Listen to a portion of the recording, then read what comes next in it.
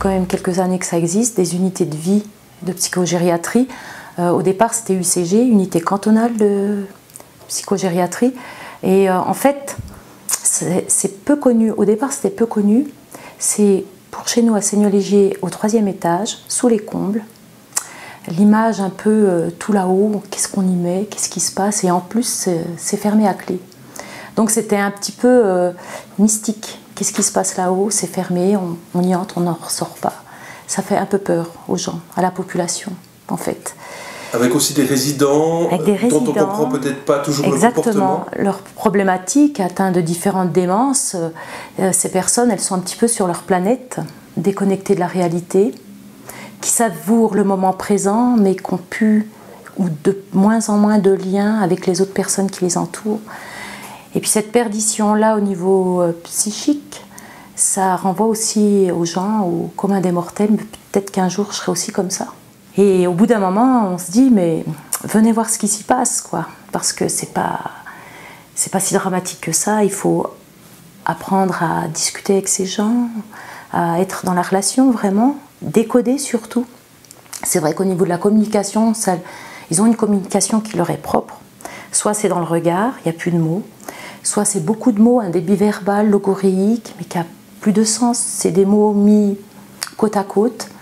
La phrase, elle est là, mais dénuée de sens pour certaines personnes.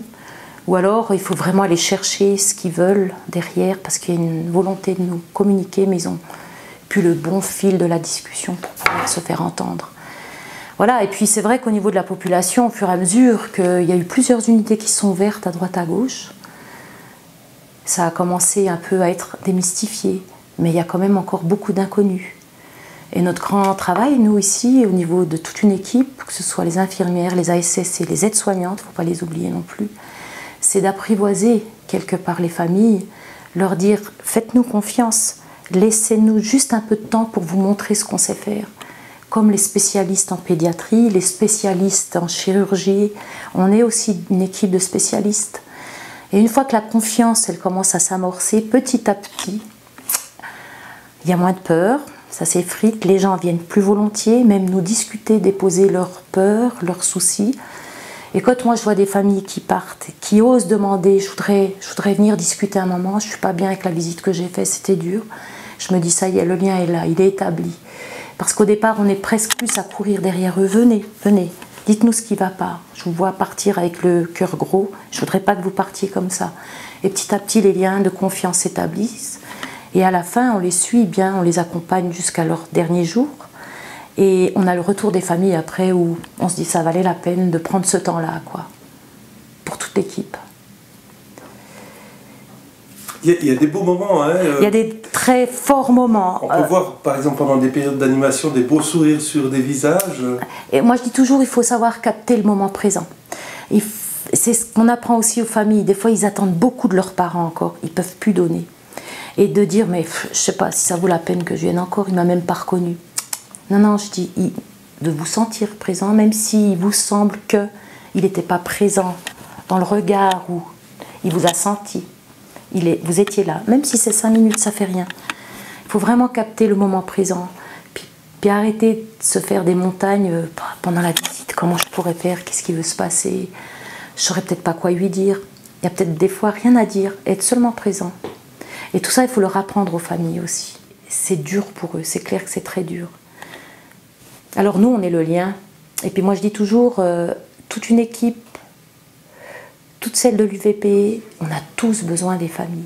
Pour mener à bien notre mandat d'accompagnement, on doit tricoter quelque chose avec la famille, avec le résident, pour que le tricot soit beau après.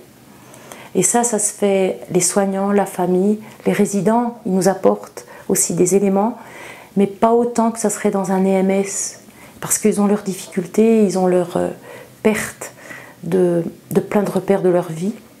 Donc on a bougrement besoin des familles. Et c'est pour ça que je dis notre premier travail. Non seulement c'est de bien accompagner les résidents, mais d'être au mieux avec les familles.